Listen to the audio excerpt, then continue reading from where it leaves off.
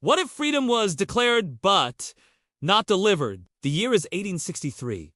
The bitter winter wind cuts through the heart of a nation at war with itself. Smoke rises from battlefields soaked in blood, while thousands of enslaved men, women, and children whisper the same word. Yet in that same moment, across the cotton fields of Mississippi and the swamps of Louisiana, chains still clink in the darkness. On January 1st, President Abraham Lincoln signs a document that will forever echo through history. The Emancipation Proclamation, a bold stroke of ink, a promise of liberation. But as the parchment dries, so too does the illusion that freedom alone could heal a nation built on the scars of slavery.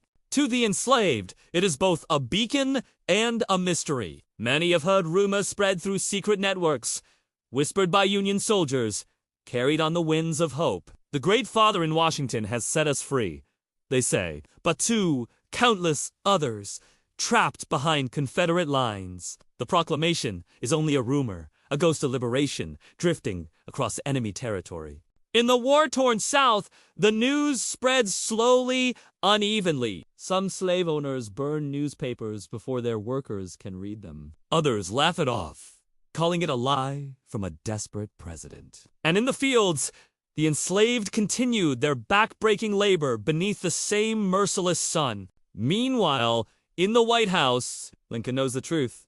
This decree is not the beginning of a gamble that could change the fate of the war and the identity of America itself. The Emancipation Proclamation is not merely a moral act, it's a weapon. Lincoln's advisors had warned him. Freeing the slaves could drive border states like Kentucky and Missouri into the arms of the Confederacy. The Union could fracture beyond repair. Yet Lincoln sees something few others can. He sees that this war is not just about preserving a union, it's about redefining its soul. As the ink seeps into the parchment, 3.5 million enslaved people suddenly have their status changed on paper. But paper cannot march, cannot fight, cannot enforce justice. For many, freedom is still a distant dream, obscured by gunfire and bloodshed. In the South, plantation owners panic. Their world a one built on human bondages.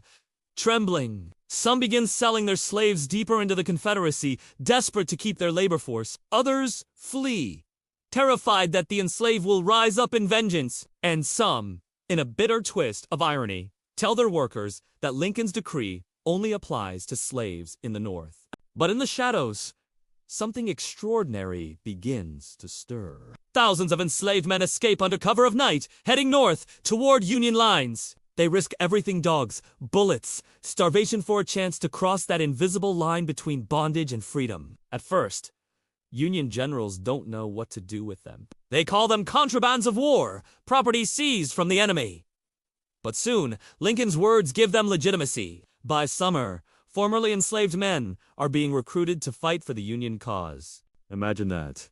Men who were once denied humanity now wearing the uniform of the nation that had enslaved them. The 54th Massachusetts Regiment marches forward, black men led by white officers, their faces resolute, their cause righteous. They are fighting not just for victory, but for validation. But freedom, as they will learn, has a cost. The Confederacy responds with fury. President Jefferson Davis declares that any black soldier captured in uniform will not be treated as a prisoner of war. They will be executed or, worse, returned to bondage. Yet still, the men march. At Fort Wagner, at Port Hudson, at Milliken's Bend, they fight with a courage that forces even their enemies to see them differently. And back in the North, the proclamation's ripple spreads through society. Abolitionists rejoice. Frederick Douglass declares it a new day dawning. Yet others are less enthusiastic. Some white Northerners fear job competition from freed blacks. Others call Lincoln's act reckless, accusing him of turning a war for union into a war for race. But Lincoln knows something they don't.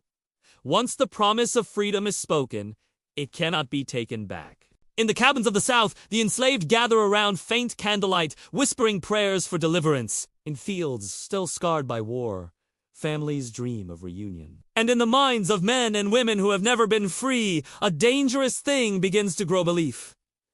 Yet the proclamation is not universal. It frees only those enslaved in territories rebelling against the Union.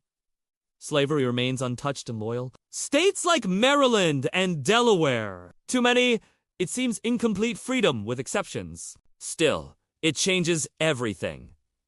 The war's purpose shifts. What began as a battle for national unity becomes a crusade for human equality. In Europe, nations like Britain and France, once sympathetic to the Confederacy, hesitate to support a government now seen as defending slavery.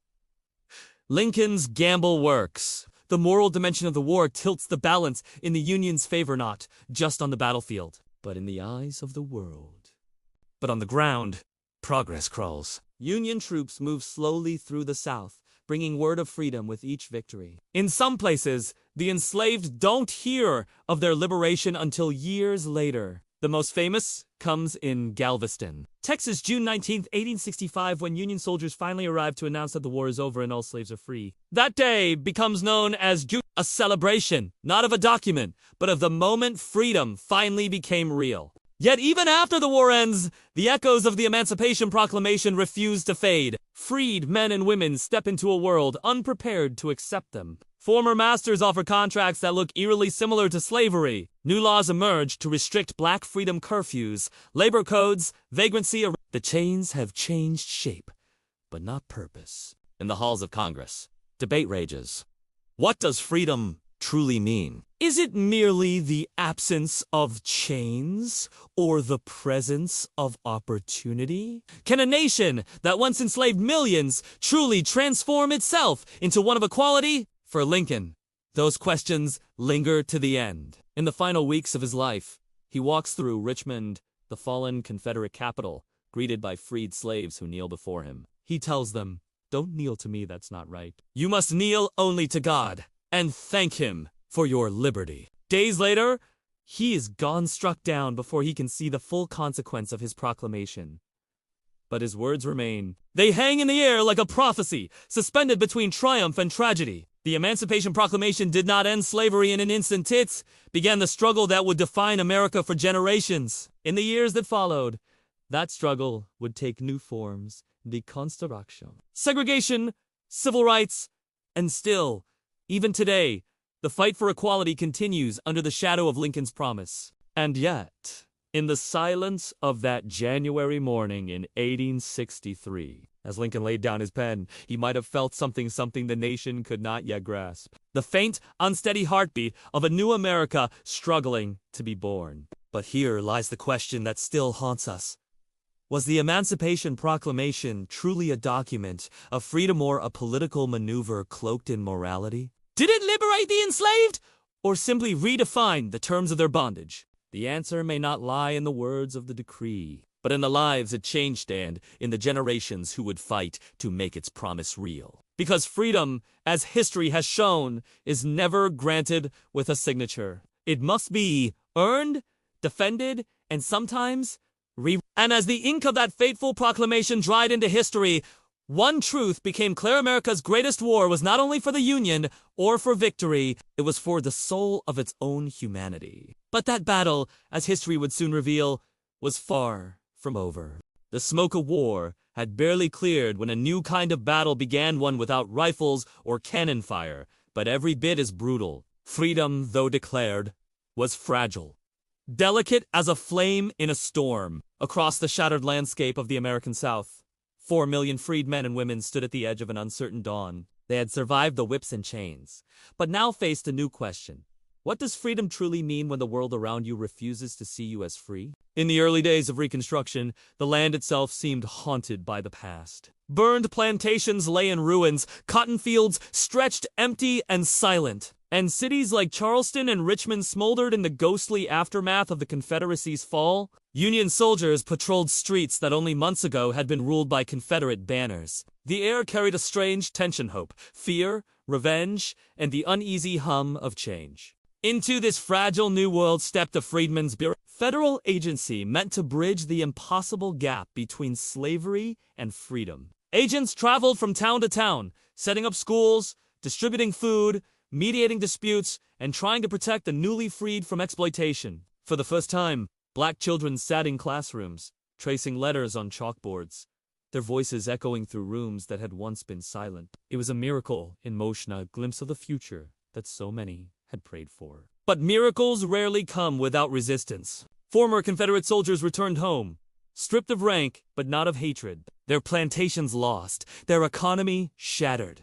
They looked for someone to blame. To them, the freedmen represented not just a lost labor force, but a living reminder of defeat. The old order had collapsed, but its ghosts were restless. Night after night, strange riders appeared, hooded figures on horseback, faces covered in white cloth, torches burning like hellfire. They called themselves the Ku Klux Klan. Born in secrecy, fed by vengeance, they declared war on freedom itself. Their mission was clear: to terrorize the newly emancipated and anyone who dared to support them. Families who once whispered of freedom by candlelight now whispered of survival. Churches were burned, teachers lynched, children vanished in the night. Freedom had come, but it came under siege. And yet, even amid the terror, resilience bloomed. Freedmen built entire communities, places like Rosewood in Florida, and Nicodemus in Kansas, towns carved from the soil by those who had nothing but willpower. They built schools, churches, farms. They married legally for the first time, sought lost family members torn apart by slavery, and stood in line to vote an act that once seemed impossible. For a brief, luminous moment, America shimmered with possibility. In 1868, the 14th Amendment granted citizenship to all born on American soil. In 1870, the 15th promised the right to vote regardless of race. Black men entered Congress. Some even walked the marble halls of the Capitol, where laws had once upheld their bondage. Their voices echoed through chambers that had never known such words before, words of justice, equality, and dignity. But power, once given, rarely goes unchallenged. In back rooms and state houses, former Confederates plotted a quiet counterattack. Through violence, manipulation, and the passage of new state laws, they began to chip away at the fragile freedoms the proclamation had promised. Poll taxes, literacy tests, and grandfather clauses turned voting into an obstacle course of humiliation. One by one, black voters were silenced. One by one, black leaders were removed. And slowly, the old order began to reassert itself, dressed not in chains, but in laws. By the 1880s, the construction S-stream was fading. Federal troops withdrew, the Freedmen's Bureau dissolved, and the South rewrote its own narrative, a myth of lost cause glory, painting the Confederacy not as rebellion but as noble resistance. Statues rose in town squares. History began to bend. The Emancipation Proclamation, once a sword of hope, was now treated as a relic, a document honored in word but hollowed in spirit. For those who had been freed, freedom itself began to feel like an illusion. They worked the same lands, under new contracts, for wages so low they could never leave. The system of sharecropping was born, a cycle of debt that bound black families to the soil just as tightly as chains once had. But not everyone surrendered to despair. Across the South, a quiet defiance endured. In churches, preachers spoke of a freedom deeper than law, a freedom that no man could revoke. In music, the sorrow of generations became something new, a haunting rhythm that carried both pain and perseverance. The blues was born, the gospel soared, and in those songs, the true spirit of emancipation lived on. Meanwhile, in the North, many looked away. The Civil War was over. The Union was restored.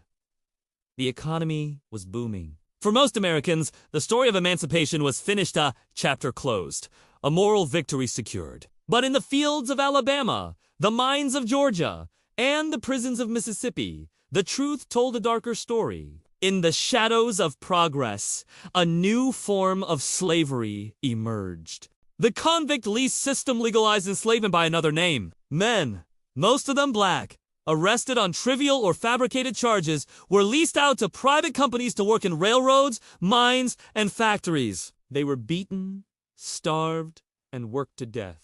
The chains had returned, sanctioned this time by the courts. And all the while, the words of Lincoln's proclamation echoed faintly in the background: freedom shall be henceforth and forever. But history, it seemed, had found a loophole. In the small towns of the South, families still told stories of the day freedom came. Some remembered Union soldiers riding in, reading the words aloud beneath the hot sun. Others said they didn't believe it until they saw the blue coats for themselves. Those memories were passed down like sacred scripture each, retelling both a celebration and a warning. One woman, born into slavery in Virginia, would later tell her grandchildren, "Freedom didn't come all at once. It came like dawn's low, quiet, creeping over the fields. Some of us were still in darkness while others were already in the light." Her words would become the truth of a generation. For many, the Emancipation Proclamation was never about immediate transformation. It was about the long, painful birth of a new America, one that could not yet see the contradictions written into its own foundation. But in the midst of oppression, something profound began to happen. Education spread.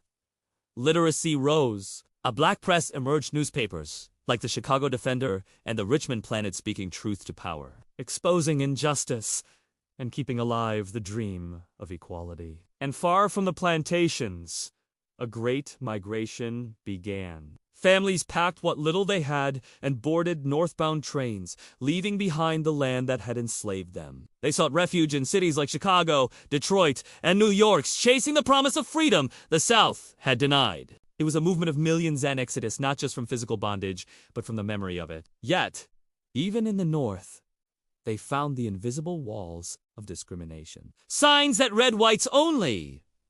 Wages that were lower. Neighborhoods they could not enter. Still, they endured. They built churches, jazz clubs, poetry circles, entire communities bound by shared struggle and shared hope. Freedom was no longer a gift. It was a craft, something to be built, defended, and passed forward. And so, the legacy of the Emancipation Proclamation evolved. It was no longer a single document, or even a single act. It became a living force, reshaped by each generation that refused to surrender to despair. In 1909, a new organization rose from that fire, the NAACP, founded by black and white activists determined to challenge the lie that the war had ended inequality. They took Lincoln's words and turned them into a mission. Justice through law, equality through persistence. 50 years later, those same echoes reached Montgomery, Alabama, where a young preacher named Martin Luther King Jr. would stand before thousands and say that the proclamation was a promissory note that America had yet to honor. And still, in the century that followed, those words, freedom, forever continued to test the conscience of a nation. But before that new century dawned, before the marches and the speeches, before history tried to reconcile with its own shadow, there was another reckoning, a quieter, more personal one. In 1865, the year Lincoln was laid to rest, a letter was found among his papers. It was short, almost forgotten, written in his own hand. If slavery is not wrong, nothing is wrong. I cannot remember when I did not think so, and yet I have not been sure that I could do much about it. Those words, simple yet haunting, spoke to the paradox of the man and his proclamation. Lincoln had freed millions, yet even he doubted the completeness of his own act. Perhaps he understood what history would later prove, that the true emancipation would not come from law or decree, but from the hearts of those willing to fight for it. And in the fields of the South, where the soil still bore the imprint of chains, something was indeed taking root. A new generation, born free but not yet equal, staring out across a horizon that still shimmered with both promise and peril. They would inherit not just the freedom their parents had dreamed of, but the burden of fulfilling it. And in their eyes, as they looked toward the uncertain century ahead, one question burned brighter than ever. Was this the freedom Lincoln had imagined, or merely the beginning of another struggle yet to be named? The world the freed generation inherited was neither the dream their parents had prayed for, nor the nightmare they had escaped. It was something in between, uncertain and raw, as if America itself was learning how to breathe again. The war was over, but the silence it left behind was uneasy. Freedom had been given, yet not fully accepted. The chains were gone, but the walls remained. By the dawn of the 20th century, the children of the emancipated were no longer looking back. They were looking up, out, forward. Cities buzzed with industry, trains screamed across the plains, and smoke rose from the factories of progress. The promise of the new century was everywhere. Yet, beneath it, like a shadow cast by the rising sun, the old order persisted. Jim Crow had become the invisible overseer of the South. Segregation, though dressed in legality, was nothing more than slavery reborn in disguise. The law separated everything: schools, restaurants, train cars, even cemeteries. Separate but equal, they called it, but everyone knew the truth. Nothing about it was equal. And yet, from this manufactured silence came a rising sound, the steady rhythm of defiance. It began with the teachers in one-room schools, passing down knowledge as if it were sacred contraband. It echoed in the songs sung in black churches, where preachers thundered about a justice that could not be denied. And it found its voice in the words of writers and poets who refused to let the world forget what freedom was supposed to mean. In Harlem, the streets throbbed with life and rebellion. Jazz poured from basement clubs, spilling into the night like liquid fire. The Harlem Renaissance was more than artiste, was an awakening, a rebellion through beauty. Langston Hughes wrote of rivers older than pain. Zora Neale Hurston gave life to the laughter that survived centuries of sorrow, and Duke Ellington made freedom sound like brass and thunder. But while the rhythm of resistance grew louder, the nation's conscience remained divided. The North congratulated itself on progress, but the South continued to enforce obedience through fear. Lynchings were not isolated atrocities, they were rituals of control. Bodies hanging from trees became public spectacles, postcards, warnings. The message was clear. Freedom could exist on paper, but not in practice. And yet, even in the face of terror, something unbreakable endured. The descendants of the enslaved carried within them a defiance older than the nation itself, a refusal to vanish. They had survived the lash, the field, the chain, and now they would survive the lie of equality. In 1917, the streets of East St. Louis ran red with blood. A white mob rampaged through black neighborhoods, setting fire to homes, killing men and women in the streets, hunting them like prey. Those who escaped fled north, carrying with them not just their grief, but their determination. It was then that the Great Migration truly began to swell, a tidal wave of humanity uprooted by hope and fear in equal measure. They left behind the plantations and the graves, and boarded trains that rattled toward Chicago, Detroit, Pittsburgh, New York cities that promised work, dignity, a chance. But those cities were already trembling under their own prejudice. They would find themselves trapped between two worlds, no longer enslaved, but still unwelcome.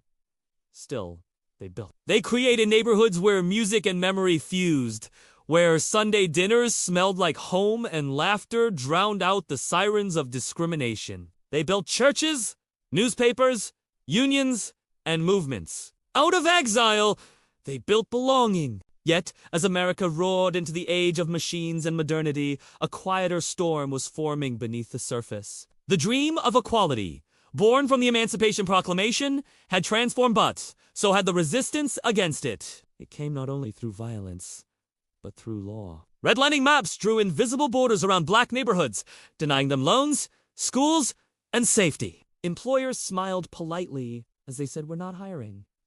Politicians spoke of freedom but voted for exclusion. The system no longer needed Chainzit, had learned to control through denial. For decades, black Americans lived inside that contradiction.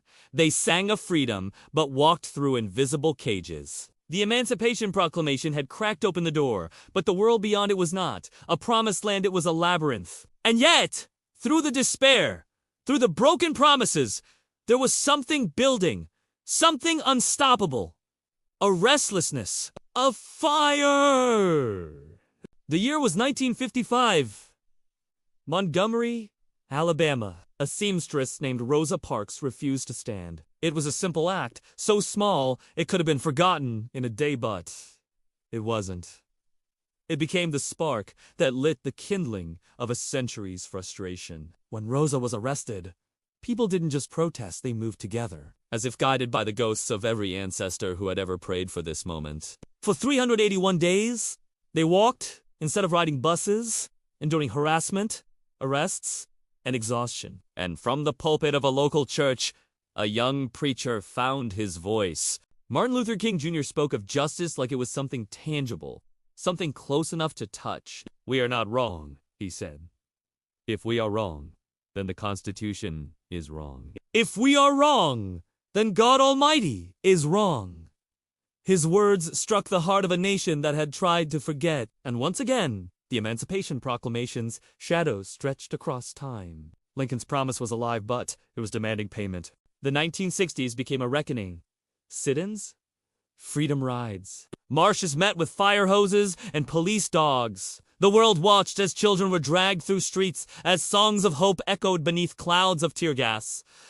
It was chaos, but it was progress. The Civil Rights Act of 1964, the Voting Rights Act of 1965, each law was another step toward making that ancient promise real. But every step forward came with a price. Blood spilled, leaders assassinated, communities fractured. The dream of equality shimmered just out of reach, as if testing the nation's resolve. And then, in 1968, the dreamer fell. The bullet that struck Martin Luther King Jr. did not just end a man's life, shattered an illusion. America had been marching toward redemption, and now it stumbled again. Cities burned, sirens wailed, and across the country, people asked the same question.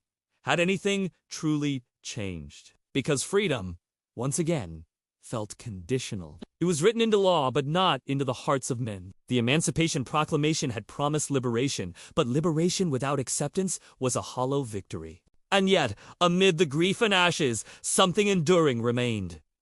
The movement did not die, it transformed. It seeped into art, into culture, into the very pulse of the nation. The children of those who marched grew up to speak through microphones, cameras, and canvases. The struggle became poetry, hip-hop, literature, film. Every beat, every word, every protest was a continuation of that first promise. But here is where the story turns, because the deeper one looks into the legacy of emancipation. The more fragile the line between freedom and control becomes. For every step toward equality, there were new systems designed to hold it back: mass incarceration, systemic poverty, voter suppression, education, inequality. The plantation was gone, but the hierarchy had evolved. Some began to ask an uncomfortable question.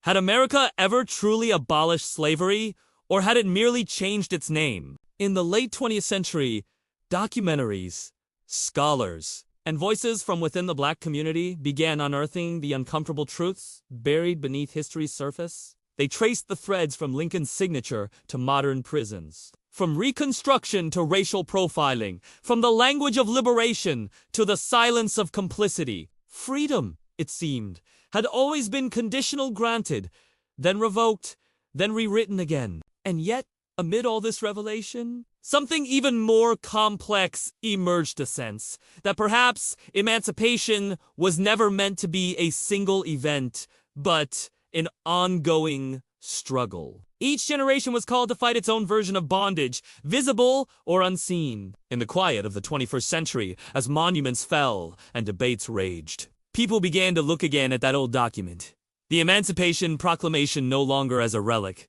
but as a mirror. Some saw triumph. Others saw hypocrisy. Most saw a promise unfulfilled. The sound of chains had long since faded, replaced by the hum of cities and the glow of screens, but the weight of history lingered in the air like static. The battle for freedom had not ended, it had only changed form. And so, the story began to bend again. New movements rose: Black Lives Matter, cultural reckonings, a generation no longer content with symbolic freedom. They marched not for emancipation, but for equality. Not for permission, but for recognition. And in their chants, their art, their unyielding presence, the echo of Lincoln's pen could still be heard, faint but relentless. But something was shifting beneath the surface of this new movement. Something no one yet fully understood. A realization that perhaps freedom itself had always been two-faced, one written in words, the other lived in reality. And as the nation once again looked into the mirror of its own making, one haunting question began to rise. Just as it had more than a century before, if emancipation was the beginning of freedom, then what truly is the end? The dawn came late that morning, bleeding pale light through the fog that still clung to the valley like a ghost unwilling to let go. The air was cold, sharp enough to sting the lungs, and the silence carried a strange weight, as though the land itself was waiting for something it didn't want to see. Athelstan's men had not slept. Their eyes were ringed with exhaustion, their armor damp with dew, and yet there was no rest in their movements. Whispers traveled between them like currents in a restless sea of betrayal, of omens, of something unnatural haunting their king's final hours. Inside the tent, where the candle burned low and the fabric walls trembled with the faint wind, Brother Cuthard sat alone with the king's journal. He had found it hidden beneath a chest of weapons, bound in leather so worn it looked as if it might crumble at a touch. Its pages were filled with writing that grew increasingly frantic, the ink darker, heavier, the script more desperate as the entries went on. At first, it was the record of a ruler, battles, decrees, prayers. But as the years passed,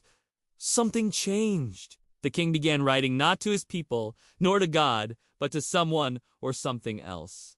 Cuthred's breath caught as he read. They come to me when the night is still. The whispers speak of unity, of destiny, but their faces are not those of angels. They promise a crown forged from the bones of my enemies. And I have accepted.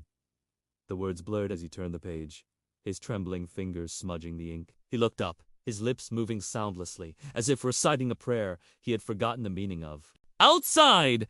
The soldiers were gathering. Ealdred, the commander of Athelstan's guard, stood by the ridge overlooking the river. His gaze was fixed on the horizon, but his thoughts were far away on the night before the king's final campaign. When Athelstan had stood before the fire, his face lit in golden shadow, and spoken of dreams that felt too real to be dreams at all. They show me England whole, he had said, but at a cost I do not yet understand.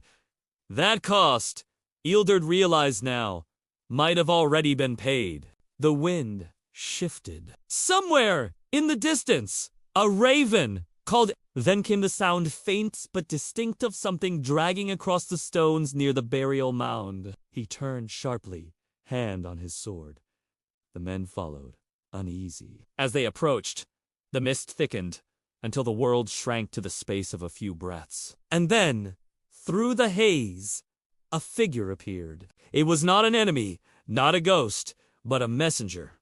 One of Athelstan's own. His face pale and eyes wide with a kind of horror that spoke before his words did. The tomb, he stammered, pointing back toward the newly sealed crypt. It's open! A silence fell that no one dared to break. The priest crossed himself. The soldiers exchanged glances, heavy with dread. Ealdred moved first, his boots crunching over gravel and frost. When they reached the stone slab, his worst fear was realized. The seal had been broken from the inside, the earth around it disturbed, clotted. Brother Cuthard arrived moments later, clutching the journal to his chest. His voice trembled as he whispered. He wrote of this. He said that death would not claim him until his oath was fulfilled, that he could not rest until England itself was won. But England is won, Ealdred said, though the words sounded hollow even to him. He achieved it! Cuthard shook his head. No? He believed he had. But unity born of blood cannot last. He feared that his soul would wander until the land's divisions healed. He thought something might come for him. A tremor ran through the ground, then subtle, like the pulse of something deep beneath. The air grew colder, heavier. From the darkness of the crypt came a scent, old stone and decay, but beneath it, something metallic, sharp, almost electric. That night, no one slept. The men kept torches burning around the camp, though none would go near the tomb again. Ealdred sat by the fire, his sword across his knees, watching the shadows writhe against the flames. He thought of the man he had served, the king who had spoken with vision and fire, who had united a land torn apart by war and greed. But he also thought of the quiet moments when Athelstan would stare into the distance as if listening to voices no one else could hear. When the wind rose again, carrying with it the faint echo of what might have been a whisper, or the trick of a restless mind, Ealdred finally understood what haunted him. Leadership, power, unity, all demanded sacrifice. And perhaps, he thought bitterly, the dead did not stop paying the price simply because they were buried. By morning, the messenger who had found the tomb open was gone. His tent empty, his tracks vanishing halfway toward the river. Cuthard searched for him, calling his name into the fog, but all he found were footprints, circling back as though the man had been walking in confusion, trapped in some unseen maze. When Ealdred ordered a search, they discovered something else, the journal, now lying open beside the mound. its final page written in ink so fresh it gleamed wet under the dawn light. The words were not in Athelstan's hand. "He is not done." Cuthud fell to his knees, clutching the pendant at his throat, whispering prayers that came out broken. Ealdred stood motionless, the breath freezing in his chest. For the first time, he felt truly afraid, not of the dead, but of what they might still command. That day, when the sun finally broke through the fog, the valley seemed changed. The air was warmer, the birds louder, but it was a false calm, an illusion stretched thin over something darker. Men began to argue, their nerves fraying. Rumors spread that the king's body was never found, that he had risen to reclaim what was unfinished. By dusk, the camp had become a place of unease. Cuthud isolated himself within the chapel tent, tracing circles of salt and muttering to himself. Ealdred tried to maintain order, but even his voice carried doubt now. Every rustle of leaves, every flicker of shadow made the soldiers glance toward the tomb. And then, just as night took hold, something changed. The torches along the outer perimeter flickered one by one, until darkness consumed the line of light. A sound rose in the distance, deep and rhythmic, like footsteps on hollow ground. The air trembled with it. Men shouted, weapons drawn. But before anyone could react, a shape emerged at the edge of the firelight, cloaked, unmoving, silent. Ealdred's heart hammered. Who goes there? No answer. The figure stepped closer, and the firelight caught its face. Pale, drawn, eyes burning faintly with something that was not quite human. The resemblance was unmistakable. Athelstan, but the eyes were wrong. They were empty, cold, as if something ancient peered through them. He did not speak. He simply looked upon his men, the ones who had buried him, and in that moment, the world seemed to tilt, as though history itself were holding its breath. Cuthud stumbled forward, voice trembling. My king! You cannot be! The figure turned its gaze toward him, and for a heartbeat, Cuthud saw what lay beneath that familiar face, a flicker of something vast, boundless, beyond mortal understanding. Then the torches burst into flame again. All at once, their light searing and blinding. When the men blinked the spots from their vision, the figure was gone. Only the sound of the wind remained, and the faint echo of a voice carried on it, whispering the same words again and again, in a tone both commanding and mournful. He is not done. Ealdred fell to his knees, realization dawning like fire in his chest. The unification Athelstan had forged was only the beginning. Whatever had guided him or possessed him was not finished with England, and somewhere deep in the mist, something stirred again, as if answering a call that had never truly been silenced. The night that followed was unlike any other in living memory. The fog had thickened until even the stars had vanished, and the air was so still that sound itself seemed to have fled. The campfires burned low, their flames bending toward the earth as if in submission. Every man felt it a pressure in the chest, an unspoken knowing that something ancient had awakened and was moving unseen through the mist. Ealdred stood alone before the burial mound, his sword drawn, though he knew steel would be useless against what he faced. The wind carried a faint chant, a whisper of words, too old for language. And somewhere beneath the earth came the faint, rhythmic thud of something, a heartbeat that was not his own. He whispered a prayer, but it faltered halfway. Even the gods felt distant tonight. Behind him, Brother Cuthud approached, carrying a lantern that flickered weakly in his shaking hand. His face was pale, eyes hollow from sleeplessness and fear. "It is him," he whispered. "But it is not." Ealdred didn't look away from the mound. "Then what is it?" Cuthud hesitated, his lips trembling. "Something that wears his memory, something that was promised his body long before it was ever crowned." The wind howled suddenly, tearing the words from his mouth. From the depths of the earth came a groan, the sound of stone grinding against stone. The slab at the top of the mound began to shift. Men shouted in terror. The soil trembled underfoot. And then, with a final wrenching crack, the tomb opened. A cold light spilled out, not bright, but alive. It pulsed like breath, like thought, spreading across the ground in veins of silver that snaked toward the camp. Ealdred shielded his eyes, but through the glare he saw a figure rising, not crawling, not climbing, but rising. Weightless, slow, inevitable. The fog swirled around him, shaping into the form of a man crowned in shadow. Athelstan. Ealdred whispered. The word. A prayer and a curse all at once. The figure turned its head, and though its features were those of the king, its eyes were pools of mirrored darkness. When it spoke, the voice was layered, one man, and yet 1,000 echoes behind him.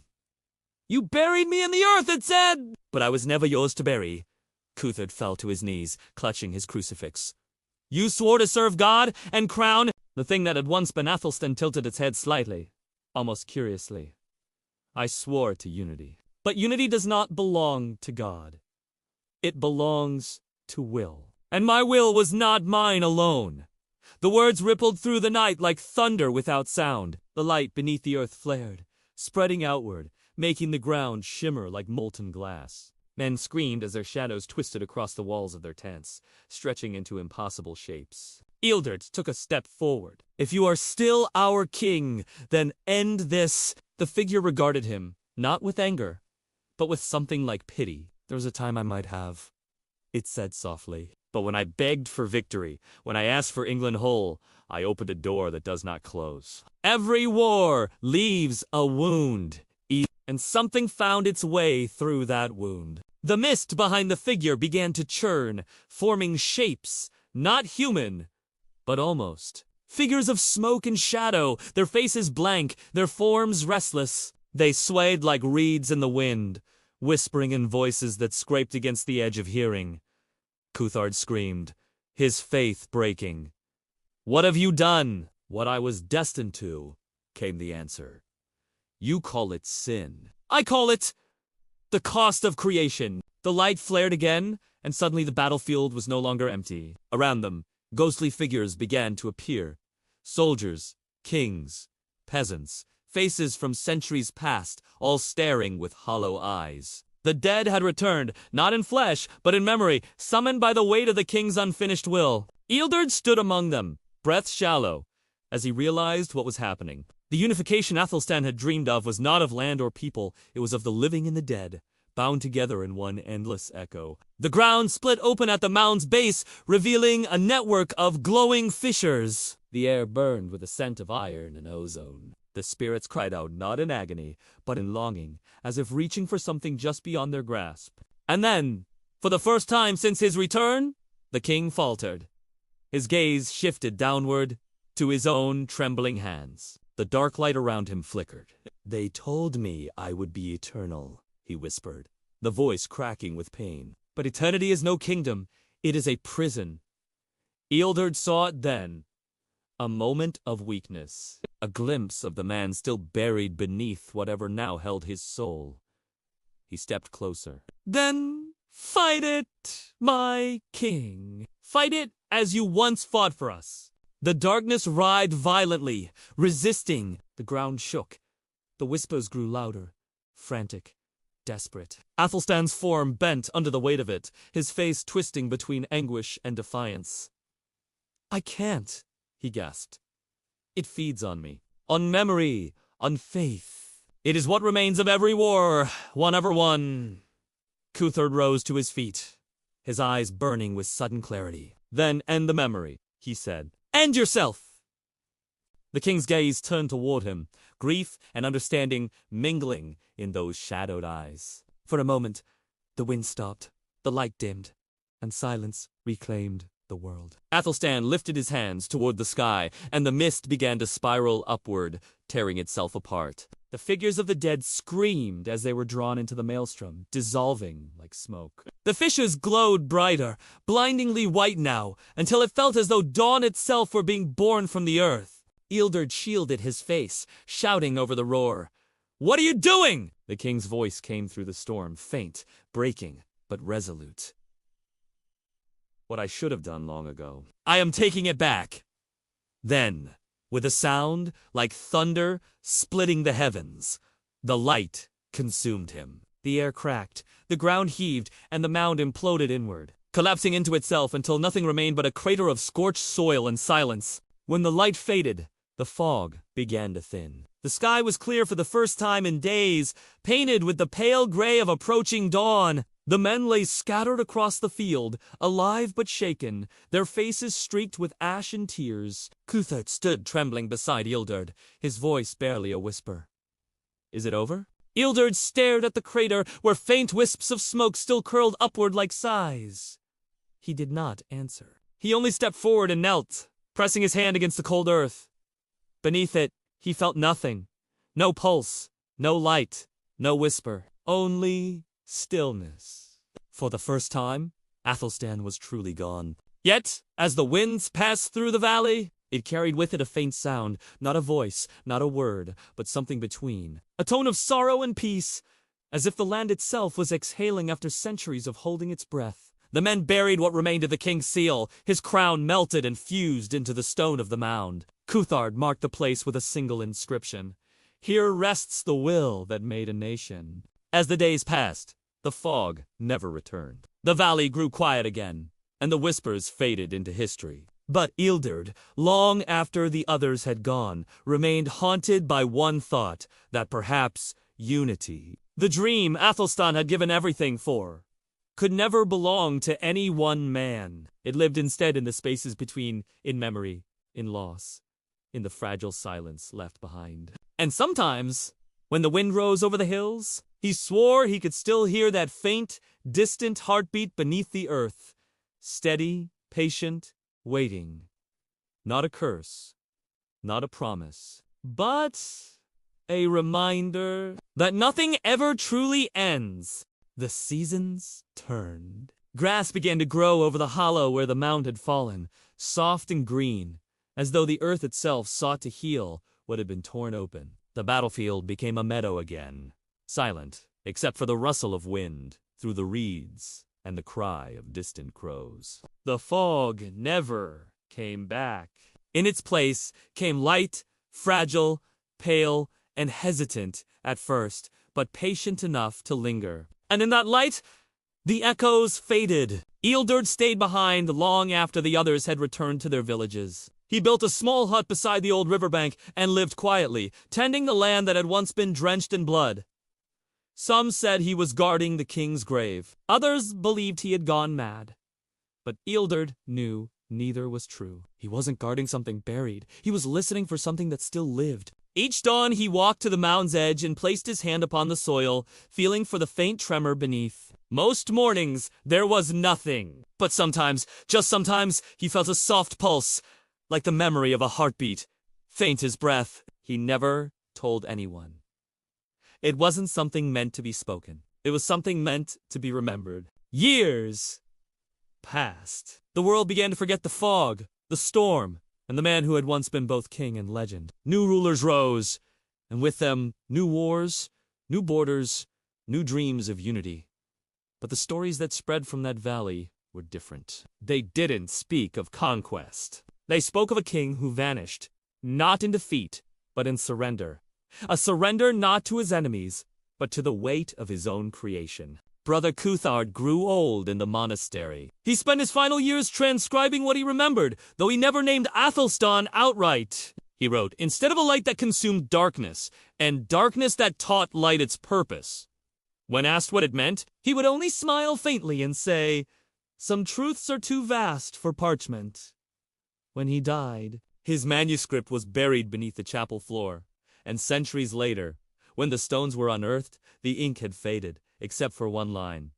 Every crown must be carried, even when the head beneath it is gone. Ealdred lived long enough to see the world move on. Villages rose where battles had raged. Children played where soldiers had once fallen. Sometimes, when travelers passed through, they asked him about the old king, whether he had really returned from the grave, whether the fog had truly spoken. He always gave the same answer, "Perhaps," but in the quiet moments, when the sun dipped low and the valley filled with golden mist, he would remember that night, the king's voice breaking through the roar, the light that felt like both ending and beginning. He wondered if that was what all power truly was, not control, but the courage to let go of it. There were nights when he dreamt of the king, not as a specter, but as a man sitting beside a fire, his crown gone, his face softened with peace. In those dreams, Athelstan would say nothing. He would simply look toward the horizon where the dawn began to bloom, and Ealdred would wake with tears he couldn't explain. As the years took him, Ealdred grew frail. One winter morning, when the frost had glazed the fields silver, he walked for the last time to the mound.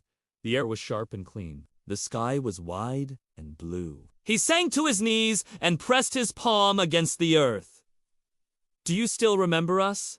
he whispered. The ground was silent, but in the silence was something whole, something that felt like forgiveness. He smiled faintly, closed his eyes, and let the wind carry him. When the villagers found him days later, he looked peaceful, his hands still resting on the soil, as if greeting an old friend.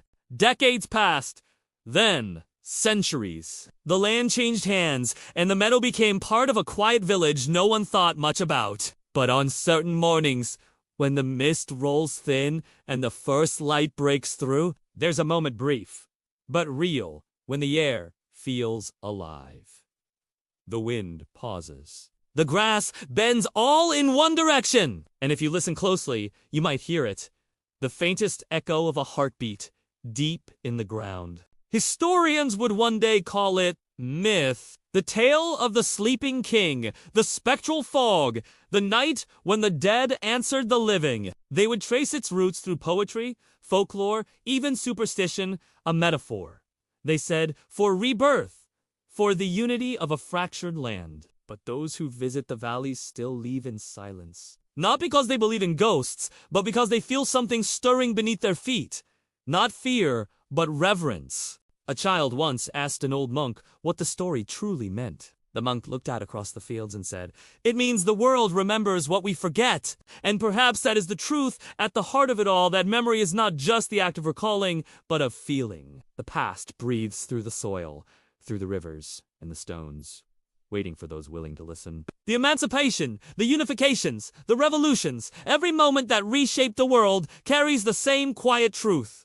What we free does not vanish. It transforms. The meadow where a king fell became the birthplace of something deeper than sovereignty, the understanding that no crown, no law, no proclamation can command the soul. Only choice can. And freedom, in all its terrible beauty, is never given. It's realize! As dusk settles over the valley, the light turns amber, wrapping the land in a calm that feels almost sacred. You can imagine the shadow of the old king standing at the edge of the horizon, watching what he once fought to hold a kingdom not bound by blood or faith, but by remembrance. His eyes are not dark now. They reflect the fading sun, quiet and endless. And in that stillness, one question lingers, carried on the wind. What becomes of the things we fight to keep once they finally belong to everyone? The last rays of light touch the mound, soft, forgiving, eternal. The air holds its breath, then exhales. The camera would linger there if this were a film, the image fading slowly to darkness, the heartbeat fading with it until all that remains is silence.